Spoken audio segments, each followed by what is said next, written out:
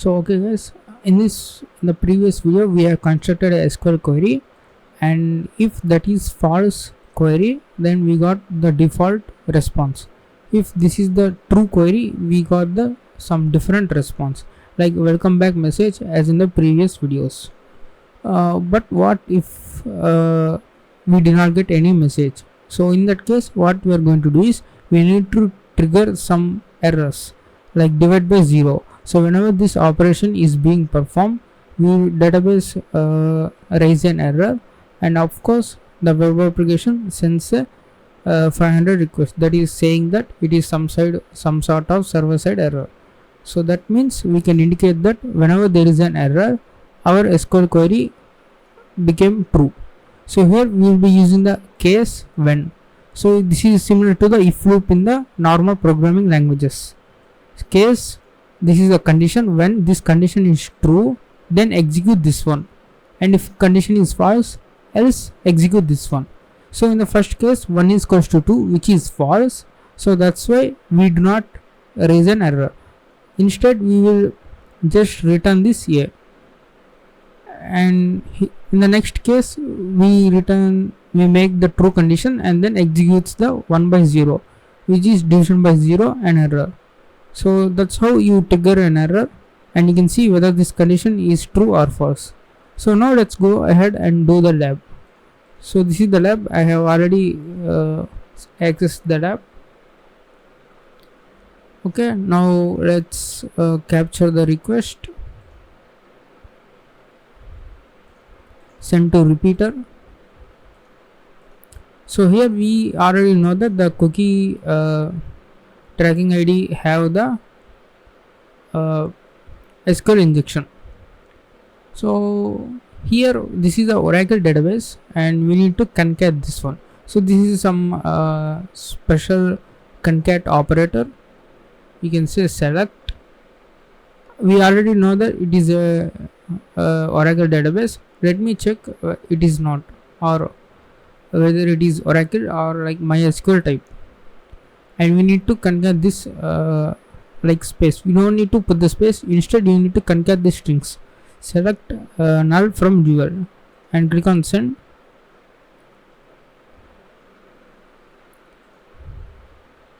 So now we can see the response 200. Okay, that means this query we did not put the case condition, we put normal select statement, and we got the true response. So that means the dual table exists. So let's say dual 2, and we got the error. Okay, that means this is the Oracle type database. Okay, first we need to select users. Let's say where row num. So we are limiting the output to the first row, and we are selecting the table users and click on send. Now you can see the response. So now let's change it to user 23 and send.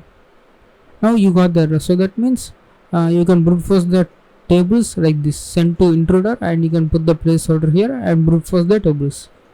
Okay, we know that users table, and here I tried to brute force the column names, but I am getting so many weird responses. I am getting always a server error. So now we assume that there is a username and the password column.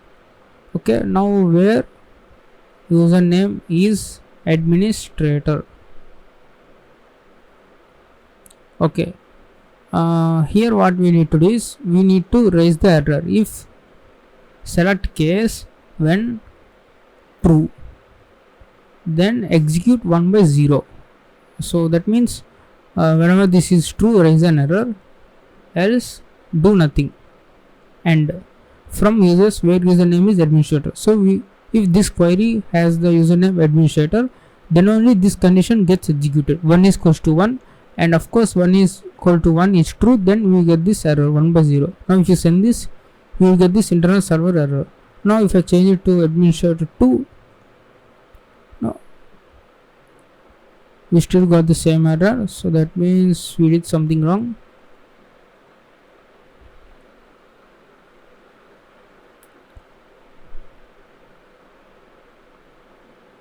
Okay, let me remove this one. let me put the null, and now let me change this one. Okay, now you see normal response. So that means this administrator does not exist. Let's say administrator and send this. So we got the same response. So we need to put the case. Select case 1 when 1 is equals to 1, then execute 1/0. So okay, let me go to this Oracle 1/0.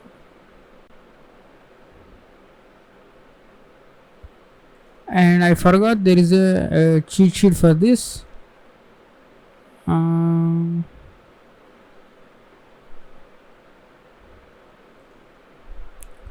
Okay, let me see where I am going wrong. Let me see the syntax for this, where we are doing correct or not.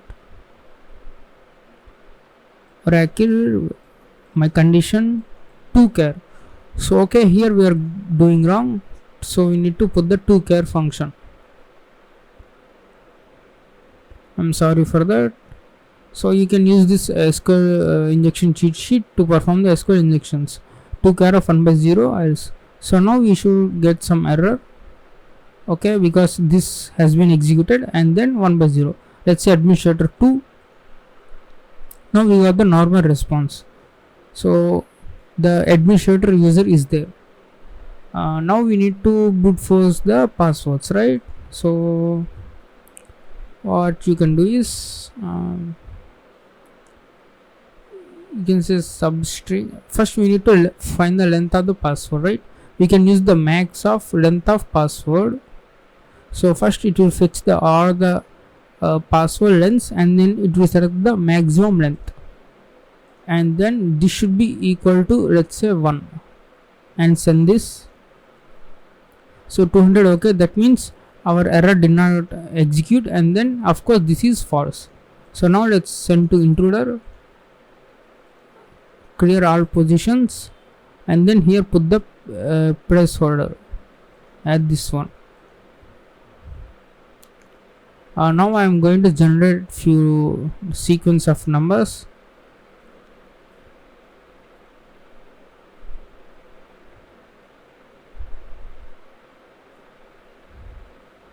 So I am testing the length of the password up to 30. Copy this, click on payloads, paste, and now start attack. So the default is 200 status and the length is 5022. So we need to get the 500 status, right? So double click on the status to sort according to the descending order.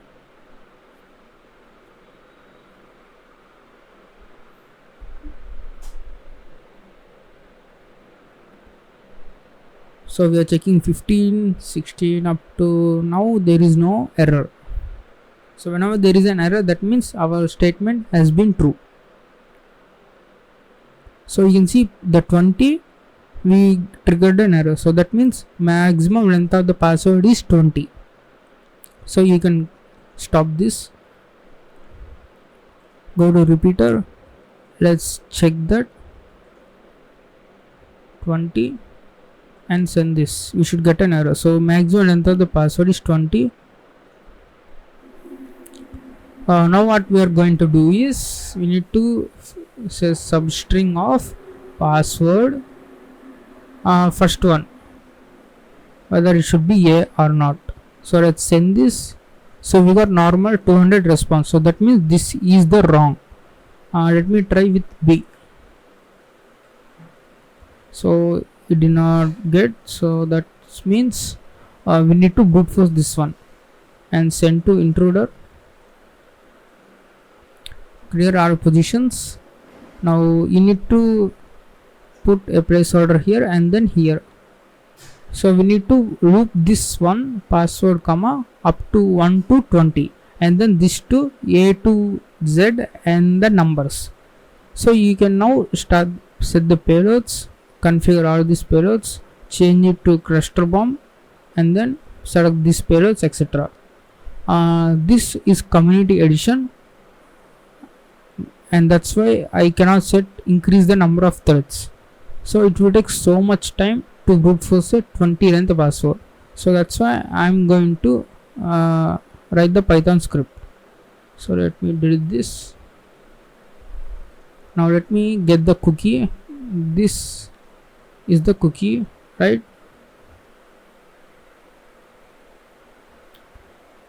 You can also normally get the URL and then you can perform on this cookie given to this Python script. So you can do anyway.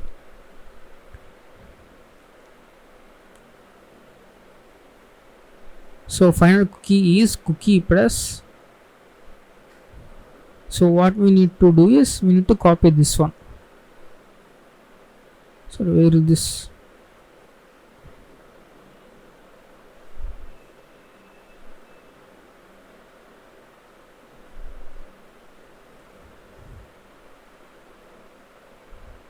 So now you can see this is my cookie. So this is the SQL query. So we need to brute force this one. So I'm putting a placeholder there, and we need to brute force this one. So we need to loop from 1 to 20, and this is from A to Z and the numbers. So I can say okay, first I have the letters list, lowercase, and the numbers. You can also put the uppercase, but I know that there is no uppercase in the password. For I in range of 1 to 20, and then for J in letters, each letter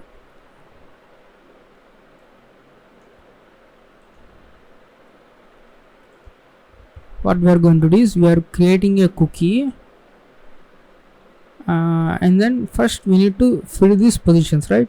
Password of 1, 1, 2, 1, 3, 1, etc. up to 20, 1. So that means dot format of first one is I and second one is J. So J means the every letter in the letters list. So we have constructed our cookie. So one more thing you need to do is we need to say full cookie. We need to pass this in the JSON format. Tracking, it's a simple list in the Python.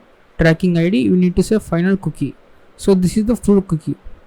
Now I can say temp is request dot get off URL comma cookies is equals to this full cookie. So I'm putting this cookie instead of and sending the request.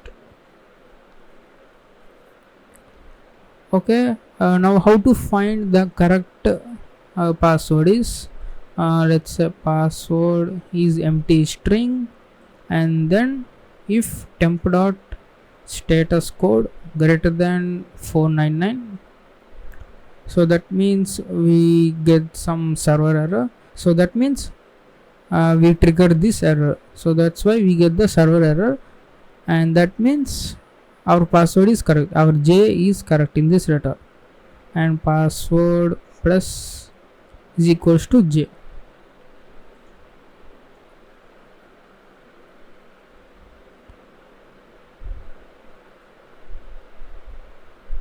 Now what I can do is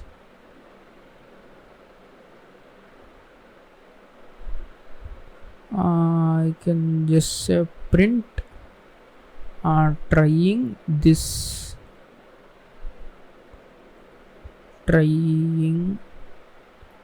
position with this one. So what position I am trying? I am trying the this ith position with the jth letter, and you can print the password. So after all that, you can finally print the full password. Okay, so let's go and run this.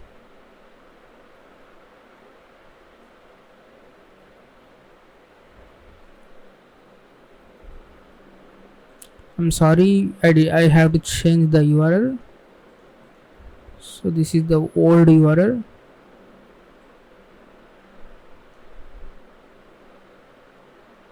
So let's go and run this. So it's trying the first position with all these characters. So you can see the first one is I. So let's go and verify this one. We put the I here, and we should get an error, and we got an error. So that means the first position is I.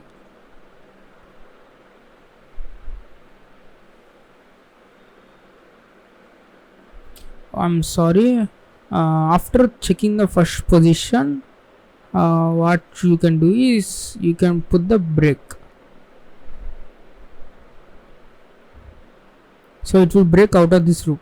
Okay, so that will reduce some test conditions.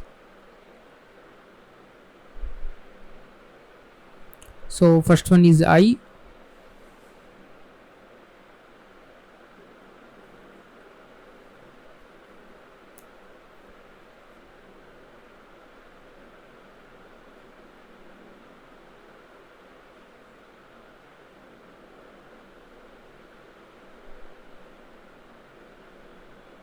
So the second letter is 2.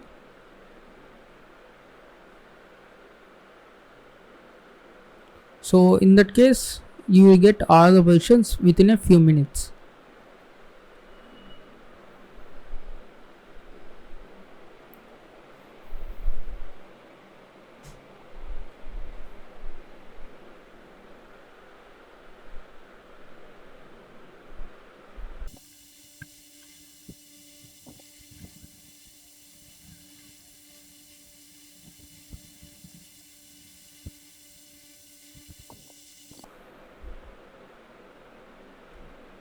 So guys, now brute force has been completed. Now let's test this password. Copy this password. Let's go to my account. Choose the administrator and the password.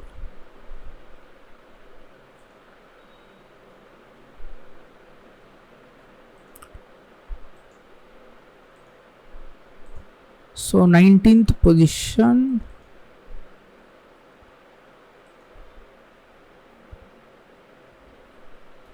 Okay, 19. I'm sorry. I'm so sorry. 21. So we know that this one is a 19 bytes. So let's just go and brute force the remaining, the last byte.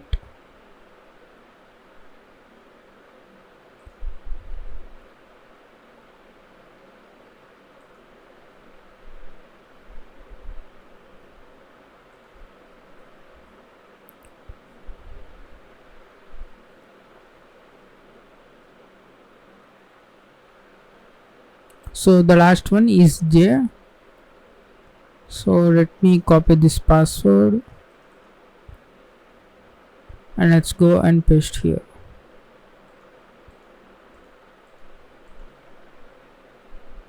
So now you can see we have successfully logged in as administrator. So that's how you brute force with the Python. And this burp community edition have only one thread, so that's why I highly recommend to use Python to brute force very fastly. So it will take hours for this one thread to complete. If you have enterprise edition, you can set the threads to like 10 or 20 and you can get some speed. So okay, that's all for this video.